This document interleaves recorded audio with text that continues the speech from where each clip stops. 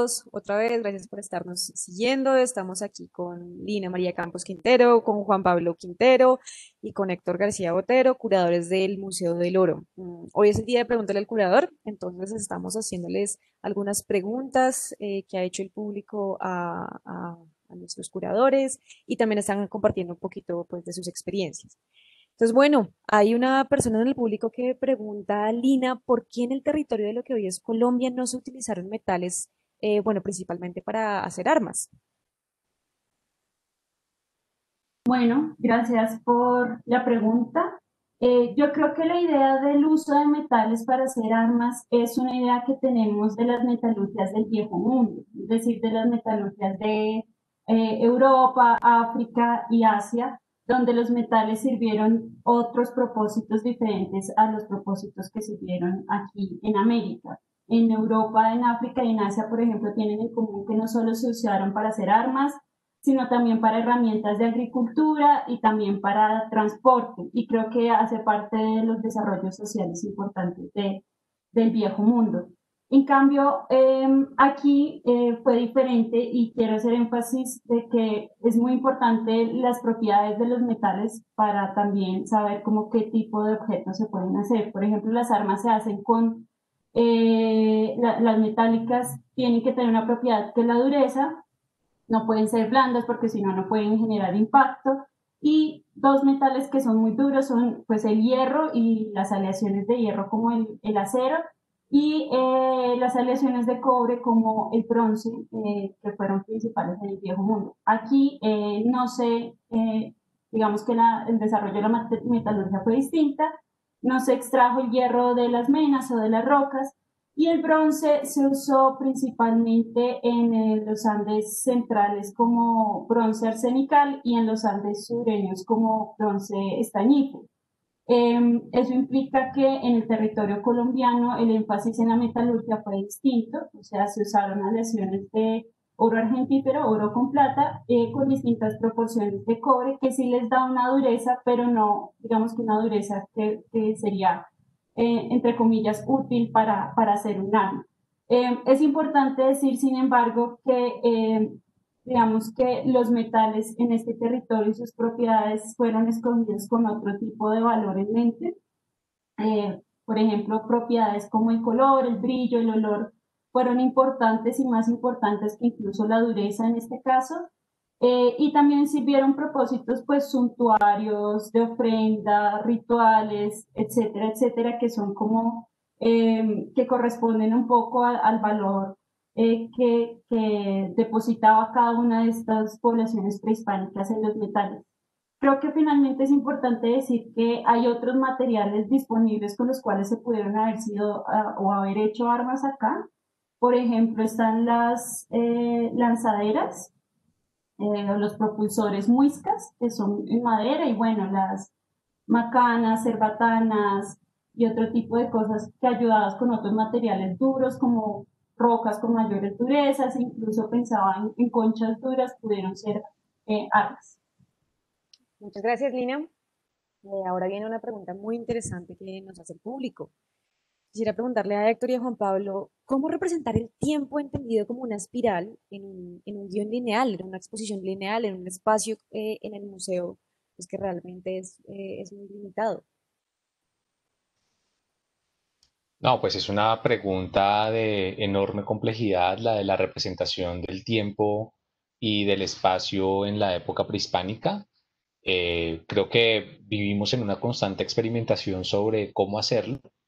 Me imagino que la persona que hace la pregunta tiene en mente una idea particular de cómo se concibe el tiempo en sociedades no occidentales, pero pues lo que sabemos gracias a la etnología y a la etnografía es que hay muchas otras maneras de concebirlo y entre ellas también hay concepciones lineales, naturalmente diferentes a la nuestra.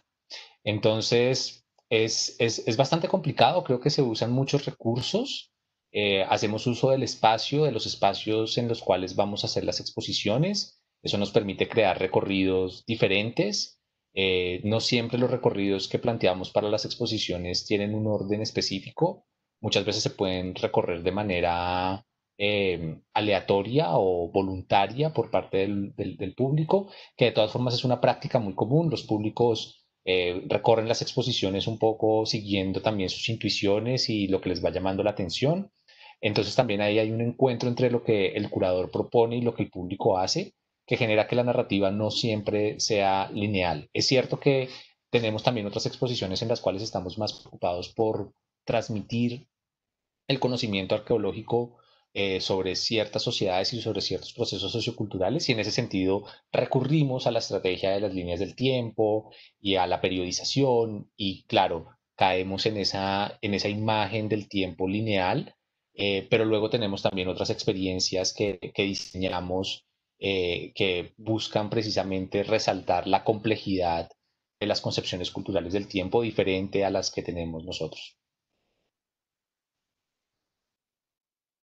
Sí, pero yo creo que mm, uno de los problemas que tiene justamente, como dice Héctor, es un museo arqueológico normalmente entiende el tiempo a partir de periodizaciones por estratos, ¿no? Es decir, incluso nosotros ponemos lo más antiguo en nuestras líneas del tiempo en la parte más abajo como para representar lo que es más antiguo, digamos, como una analogía a los estratos, y lo más reciente está más arriba. Es muy, muy difícil no representar el tiempo de una forma lineal o de una forma estructurada. Y cuando lo intentamos hacer, porque lo intentamos hacer a veces es como, y no solamente entendiendo el tiempo como espiral, sino entendiendo el tiempo desde múltiples discursos, múltiples formas de representación que se pueden concebir, digamos, que no son tan evidentes y que obviamente pues en un espacio cerrado de una sala de exposiciones pues es mucho más difícil.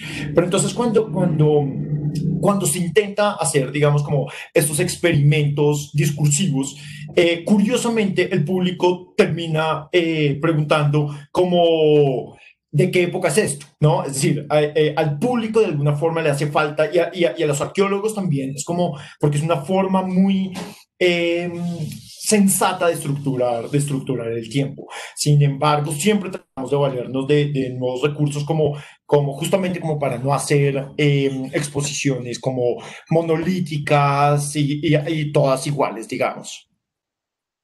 Bueno, muchas gracias. Ah, Héctor tiene algo que agregar. Sí, solamente quería señalar que de todas formas esta idea del tiempo lineal para la antropología es muy claro desde hace mucho tiempo que eh, el transcurso del tiempo no equivale a un progreso o a un supuesto progreso, ¿no? Entonces, digamos que eso está muy claro también en nuestras propuestas curatoriales, que lo más antiguo no necesariamente se debe entender como un momento anterior o anticuado de un progreso que llegará en el futuro, sino que cada época, de acuerdo a sus medios, a sus decisiones, a sus restricciones también, desarrolla unas formas particulares de vivir, y creo que eso también es muy valioso dentro de la presentación de una historia contada, por ejemplo, a través de las periodizaciones arqueológicas que señalan el valor que hay en cada uno de esos procesos a lo largo del tiempo. Muchas gracias. Sigan pendientes para nuestra siguiente entrega con nuestros curadores del Museo del Oro.